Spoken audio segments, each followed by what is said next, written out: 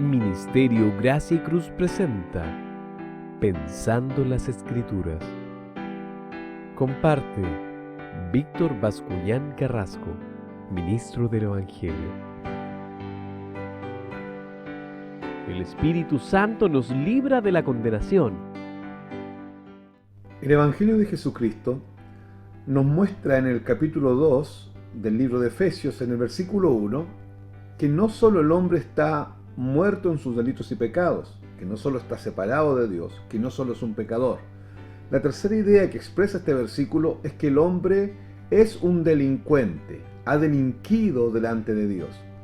El ser humano en su condición pecaminosa, en su condición separada de Dios, no puede ir a Dios, está incapacitado y está inhabilitado de ir a Dios desde sus propios méritos y con sus propias fuerzas. Está y se encuentra en una condición depravada y en una situación deplorable delante del Dios Santo y delante del Dios Justo. Ahora, querido hermano, el hombre es un delincuente porque ha delinquido, ha transgredido la ley de Dios. Dios es el Dios juez, es el Dios justo y es el juez supremo del universo. Y este Dios, desde su rectitud, desde su santidad, se enfrenta con el hombre, que es un delincuente porque ha transgredido, ha violado la ley de Dios, ha transgredido la palabra de Dios, ha transgredido el carácter y la naturaleza de Dios. Ahora, Dios, el Dios justo, lo ha condenado como delincuente y lo ha condenado a las llamas eternas. Por eso Juan, capítulo 3, versículo 18, dice: el que en él cree, en Jesucristo y en la obra de Cristo en la cruz, no es condenado.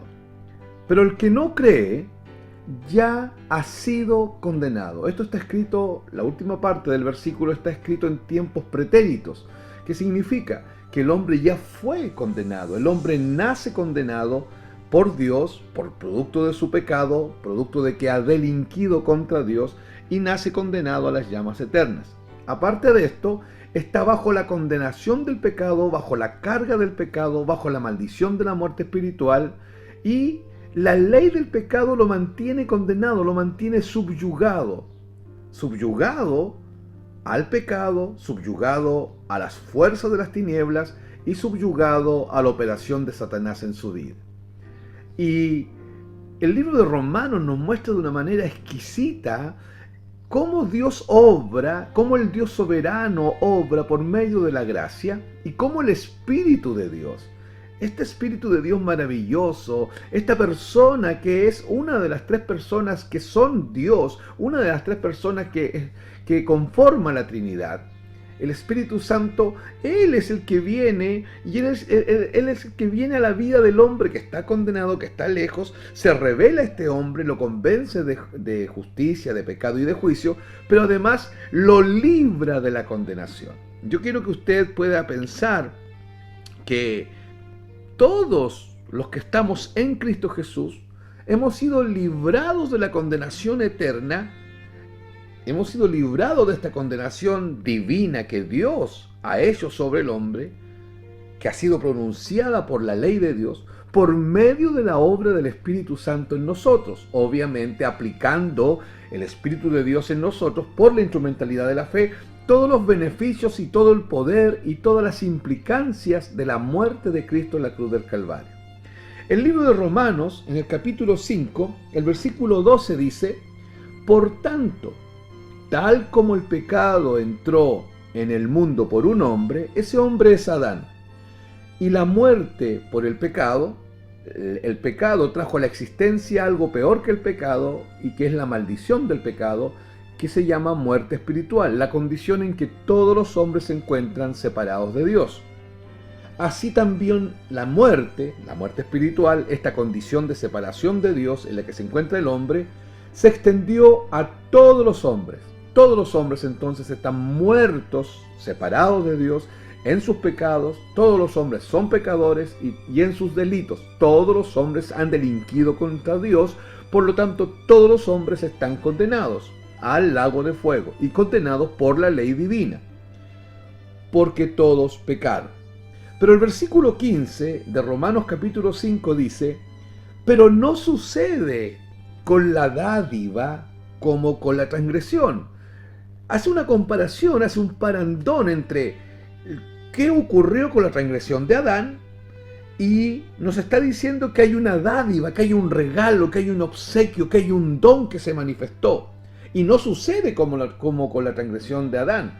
O sea, el don se manifiesta de otra manera y tiene otra implicancia. La dádiva tiene otra forma de manifestarse y las implicancias son totalmente diferentes a la transgresión de Adán que fue imputada a toda la raza humana. Vuelvo a leer el versículo 15. Pero no sucede con la dádiva como con la transgresión.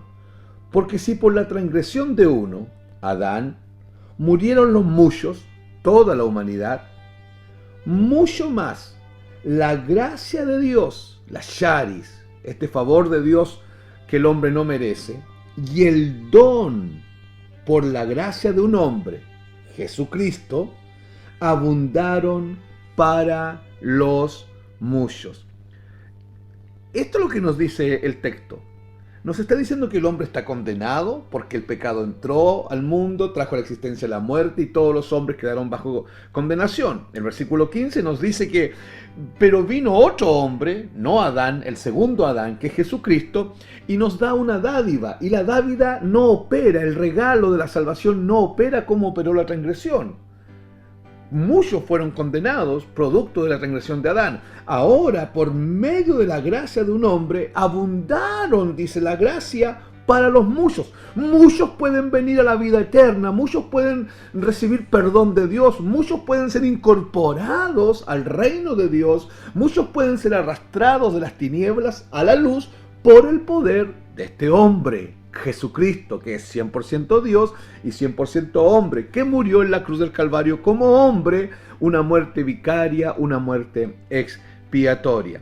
Ahí estamos en el capítulo 5 de Romanos, y si usted me acompaña ahora a Romanos 8, al versículo 1, el texto dice: por consiguiente, no hay ahora condenación.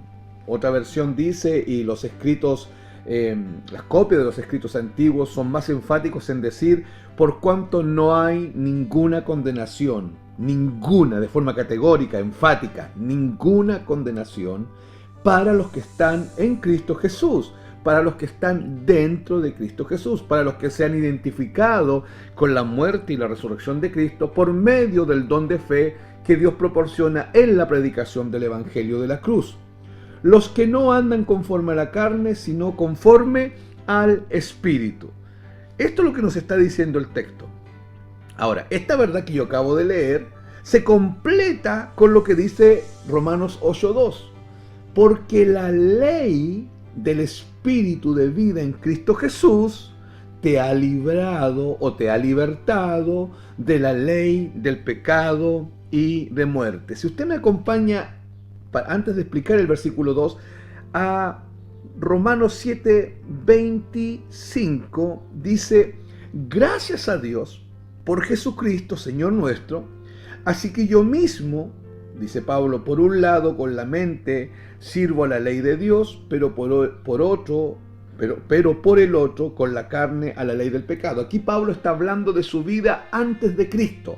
Aquí Pablo está hablando de su vida religiosa, de su vida en tiniebla, de su vida sin Cristo, donde él dice: en mi mente yo quería servir a Dios, pero tenía en realidad que me daba cuenta que mi carne, mi vida, mi existencia vivían de acuerdo a una ley y de acuerdo a la ley del pecado, porque todo hombre que está en tinieblas es controlado por la ley del pecado. El versículo 23, dos versículos anteriores del capítulo 7 dice: pero veo otra ley en los miembros de mi cuerpo que hace guerra. Insisto, estamos hablando del apóstol Pablo antes de convertirse, porque la cruz del Calvario quita el poder de la naturaleza pecaminosa, quita el poder del viejo hombre, quita el poder del pecado gobernando, lo quita, lo extirpa y lo echa fuera. Entonces estamos hablando del apóstol Pablo antes de convertirse. Dice: pero veo otra ley en los miembros de mi cuerpo que hace guerra contra la ley de mi mente, porque mi mente quiere agradar a Dios, pero soy prisionero de la ley del pecado que está en mis miembros. Esa es la vida del hombre sin Cristo. Ahora, cuando Pablo y cuando cualquier hombre es trasladado de tinieblas a luz por medio de la fe en la muerte de Cristo, el poder de la cruz tiene un efecto destructor de toda obra de tinieblas que mantiene cautivo y que mantiene bajo condenación al hombre en tinieblas. Y es cuando el Espíritu Santo viene a morar dentro de nosotros, Él produce esta libertad gloriosa de los hijos de Dios, cuando nos saca de tinieblas a luz, de muerte a vida, y nos libra para siempre de la condenación eterna. En el capítulo, en el versículo 25, esto es una referencia clara a la autoridad o al poder del pecado. Y es probable que usted no esté entendiendo de qué yo estoy hablando, por eso yo se lo estoy tratando de explicar. El hombre que está en tinieblas, el hombre que está sin Cristo, vive subyugado a algo que la Biblia llama naturaleza pecaminosa, a algo que la Biblia llama hombre viejo, ropaje antiguo, incircuncisión de la carne. Son diferentes conceptos para hablar de lo mismo. Y este hombre sin Cristo está subyugado a la naturaleza pecaminosa y está obligado a pecar. Está bajo la condenación del pecado. Y es Cristo viniendo a nosotros cuando le recibimos y cuando creemos en la obra de Cristo, por medio de la instrumentalidad del Espíritu Santo, que el Espíritu Santo deshace el poder de la ley del pecado. Por eso Romanos 8:2 nos dice que la ley del Espíritu, vuelvo a leer, porque la ley del Espíritu de vida en Cristo Jesús te ha libertado de la ley del pecado y de la muerte. O sea, una ley te liberta de la otra. Esta expresión, la ley del Espíritu, denota la autoridad o el poder que el Espíritu Santo ahora empieza a ejercer en la vida del cristiano, destronando para siempre el poder del pecado sobre el cristiano. El cristiano peca porque es débil y porque es desobediente, pero el cristiano no vive pecando, el cristiano no vive subyugado, el cristiano puede vivir su vida agradando a Dios y en algún momento remotamente pudiese que pecare, pero cuando peca no es porque está subyugado a la naturaleza pecaminosa, sino que es porque es porque Satanás se ha encargado de influenciarlo, de tentarlo, de seducirlo, y él en su debilidad ha sido engañado, pero no está obligado a pecar, porque la ley del pecado ya se acabó por medio de la ley del Espíritu de vida en Cristo Jesús. Entonces tenemos que entender que la obra liberadora del Espíritu se lleva a cabo por medio de Cristo en la vida del cristiano, consiguiendo así lo que la ley no podía lograr, porque las personas a quienes se les impartió la ley estaban en la esfera de la carne. Y es Cristo en su propia carne, ahí en la cruz del Calvario, donde se carga el pecado en su carne. Mi pecado es imputado en la carne de Cristo. Y Él al morir, muere mi pecado juntamente con Él. Y nace una nueva creación, ahora guiado por la naturaleza de Cristo, por medio de la instrumentalidad del Espíritu Santo en nosotros. Los creyentes disfrutamos de una herencia segura en los cielos y una vida que se caracteriza por la presencia del Espíritu de Dios, por la guianza del Espíritu de Dios y por la libertad gloriosa que la obra de Cristo en la cruz nos ha dado. Cristo en la cruz consiguió una victoria sobre el pecado en la misma esfera en la que parecía que el pecado gobernaba. ¿Cuál? La carne. ¿Cómo? Imputando mi pecado en su carne, y su carne fue aplastada, el cuerpo de Cristo fue aplastado por la justa ira de Dios, y ahí fueron castigados mis pecados, porque yo he muerto con Cristo y yo he resucitado con Cristo. Esto es lo que llamamos palingenesia, regeneración, una vida nueva que no tiene nada que ver con la anterior. Esta es la gloriosa libertad que provoca el Espíritu Santo en nosotros, libres de toda condenación, libres de la condenación de la ley divina sobre el hombre por haber delinquido contra Dios. Y esto es uno de los tremendos logros de Cristo en la cruz. La libertad del pecado y la condenación tienen amplias implicaciones para el creyente. Ya no vivimos bajo el yugo de opresión que nos mantenía alejados de Dios en esta vida.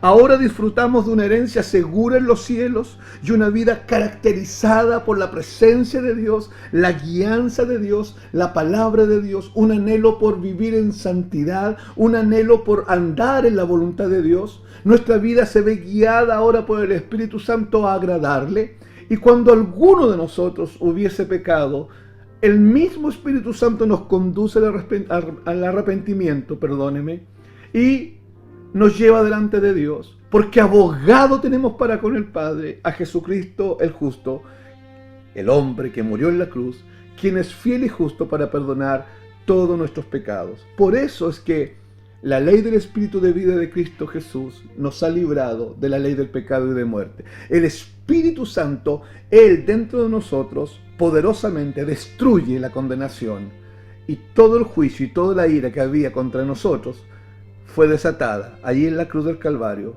en la persona de Cristo.